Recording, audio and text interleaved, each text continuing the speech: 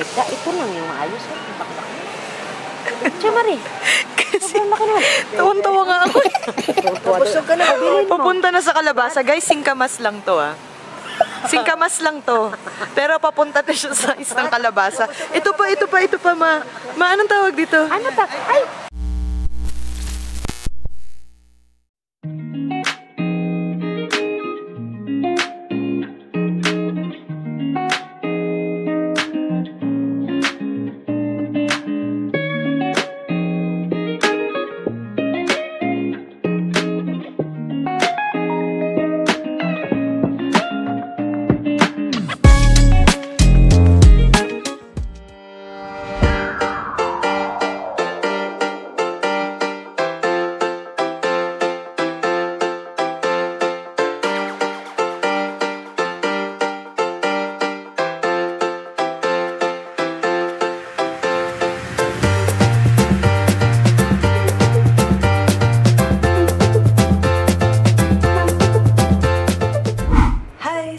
What's up mga ka-20? So today, we're going to the Hot Air Balloon Festival. Okay guys, so last night kami nag-drive papunta dito sa Ottawa for 6 to 7 hours. Tapos medyo nakuha na rin namin yung way na mas maiksi compared last time na dinaanan namin. Okay din yung weather today, nasa 30 plus degrees yata, so mainit. This morning we played tennis, medyo stay active tayo. So yung Hot Air Balloon Festival, ginagawa din nila yun every year. So usually end of August to first week of September. Parang gaya ng previous vlog ko, same dito sa town na to, sa Gatineau, ginagawa nila yun as end of summer activity nila. So may mga ini-invite silang performers, meron ding mga local and meron ding konting foreign performers based sa website nila, nagbasa-basa din kasi. Pero syempre, doon lang kami sa libre na side, sa park lang kami. So ayun, so may mga performers, I think isa sa big performer nila dito, si Neo. So nakita ko sa website nila pero mahal yung ticket.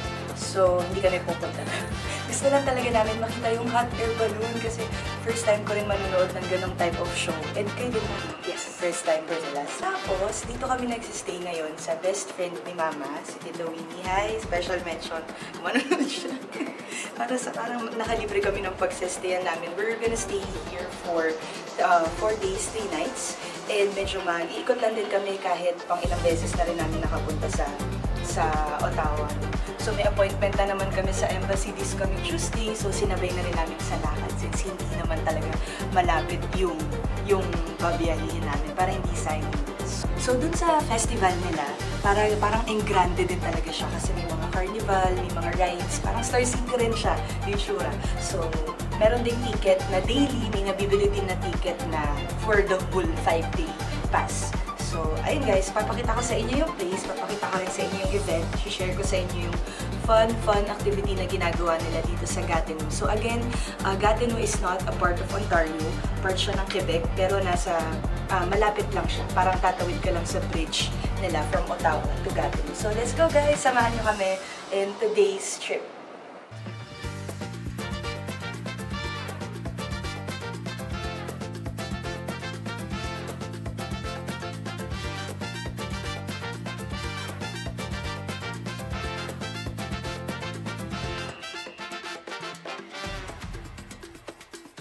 Ayun guys, so kung napansin nyo, medyo mas malinaw yung quality ng... Ay guys, hello guys. Mas malinaw yung quality ng video ko today kasi kadarating lang din ng camera na binili ko last month pa. Pero yung body niya, sa marketplace ko lang nabili. So yung lens yung in-order ko dito sa Ottawa, binalikan lang din namin. Kasi nagkaroon ng problema sa delivery. But nandito na siya, yay! So, mas okay na yung quality. Sana pati yung audio.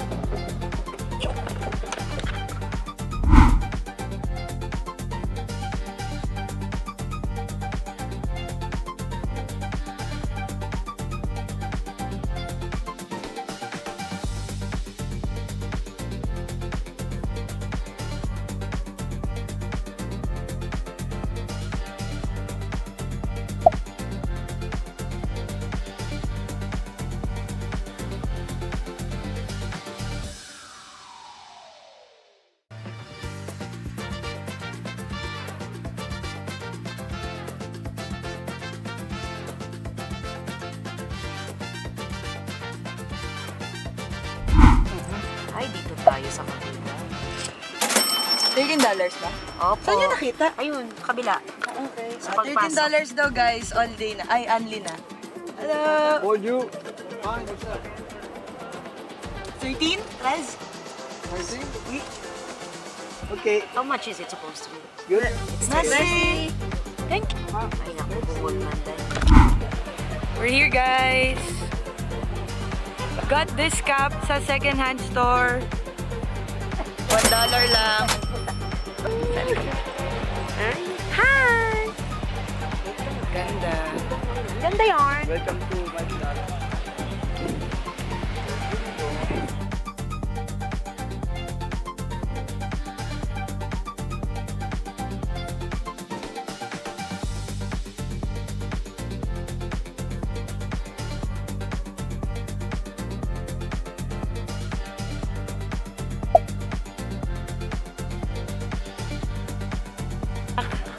So unfortunately, medyo hindi namin nakita yung air balloon today kasi mahangin. So hindi nila pinalipad.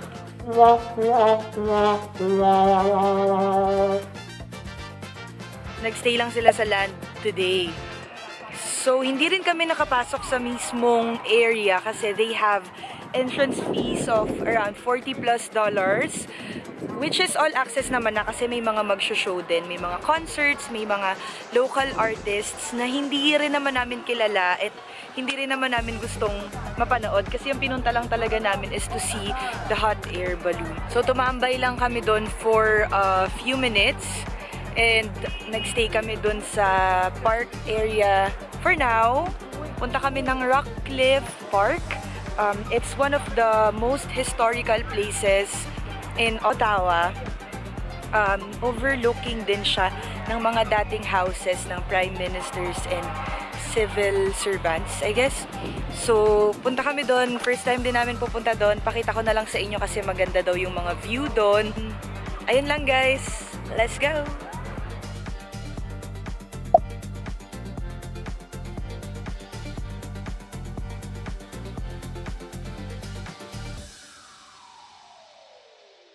Ako kasi alam ko eh. Doon tayo sa mga mansion. A little nonsense is what I need. Now if you wanna get the best of me, got you smiling, that's for sure. Funny how you had the best of love. I don't know if I'll make it home. I don't know, not like I care. All I know, sound of disco. Only know I want the best of us. So I dance the night away when nobody's awake. I'll be the last to stay. Dance the night away, no matter what they say. Dance the night away when nobody's awake. I'll be the last to stay. Dance the night away, no matter what they say. 2 a.m. and you lost your friends. Pretend I don't know how. Hala, ang dami ng lamok, sis. Okay, guys. Right here. Ayan, nasa likod ko. Yan daw yung house na yan. Ang may-ari daw niyan. President ng Shopify. And yung nanny daw niya ay isang Filipina. Let's go, guys. Ano daw sabi, dear? Heart, messy house. This residence completed in 1959. Sensitively echoes its natural setting making it ang haba. Gusto. So, nakita naman natin yung mga different mansions na dinaanan namin kanina. Like this one, yung nasa likod ko, sobrang laki. May mga private pools sila, may chandelier pa nga eh. So, ayun, nakaka-overwhelm, nakakalula. Talagang mapapanganga ka na lang sa mga nakikita mong houses na nandito. Different din na mga styles, different yung mga structures ng mga houses. So,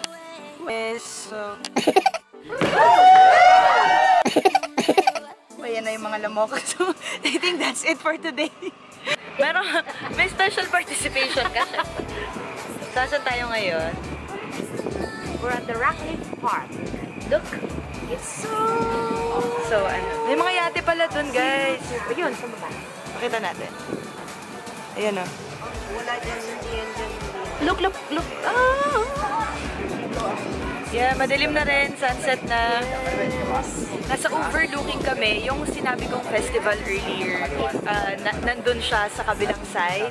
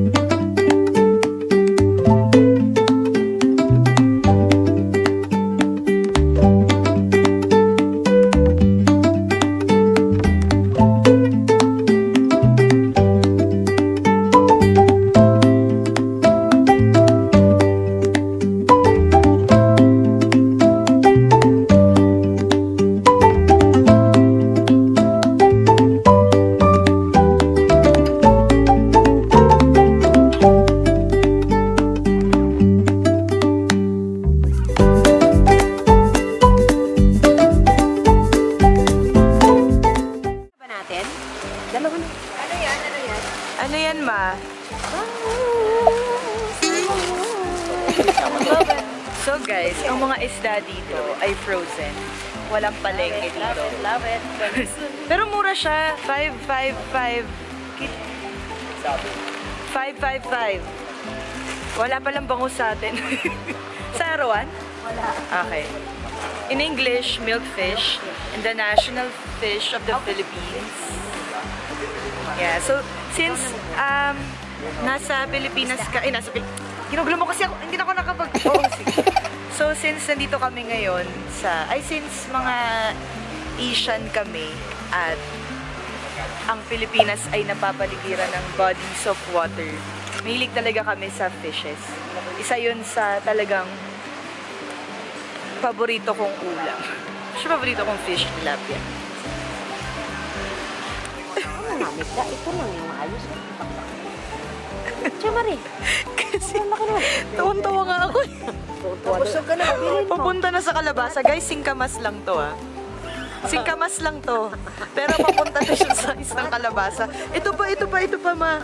Ma, anong tawag dito? Ano ta? Ay! It's yams. Oo nga. Parang puno. Parang ano na to, parang tinanggal sa puno. Pang-ube. Ito ang kamote. Ang kamuting kahoy. Balinghoy sa Ilonggo. Yeah, parang face ko. Ay, may okra! Kaya masarap bata eh. Bumili ba kayo? Wala, luma. Yeah, it's luma. Bili. Bibigla kasi kami sa mga size ng mga ano. Ang lalaki kasi. Tapos may mga gulay kasi dito na wala sa amin dun sa liblib na part ng Quebec. Kaya na-excite kami mamili. Ayun lang. Ay, ang laki. Talaga dapat eh. Magkano talong, sis? Magkano ang isang kilong talong? 2.49 per pound. So, Magkano sa'yo? $5 per kilo. Wala bang discount dyan, te? Ilan ba gusto mo, te? Parang lang to. Oo. Parang yung iba may... Malalaki kasi guys yung talong sa amin eh. Bilog. Di ba ba? Ito yung talong na sinasabi mo. Ayan. Yun. Ganyan lang yung talong. Lang yung nakita Ganyan niya. lang po yung talong sa roan. Pero dito meron maganda. I think it's called may tawag sila dito eh. Ayan, Long, eggplant. Chinese. Long. Eggplant long. Bakit Yun. parang hindi na siya fresh? Mas fresh ka dyan, ma. Kain ka lang fresh ka. Mga ganito dapat. Makakulay. Ang palaya dito sa kabila. Kakulay ni mama yung talong. Dala kami yan. Dala kami yan. Model ng talong ng nanay mo. Hindi pa sila. Guys, so, squash opo. Gawin natin isa lang. Pag-gawin natin. Bet. Wala kasing ganito sa amin eh.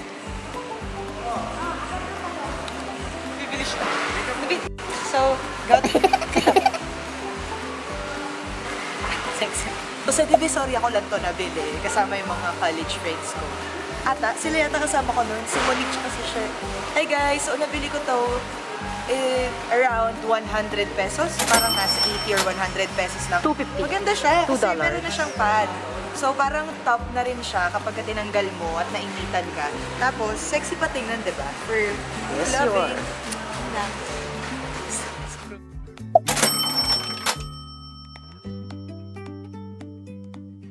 So, yun guys. It's been a long day. Ang dami naming napuntahan ng mga bagong views. May mga pinuntahan din kami na nakikita na namin before, nadadaanan na namin siya. So, thanks for tuning in and see you next time. Bye mga ka-20!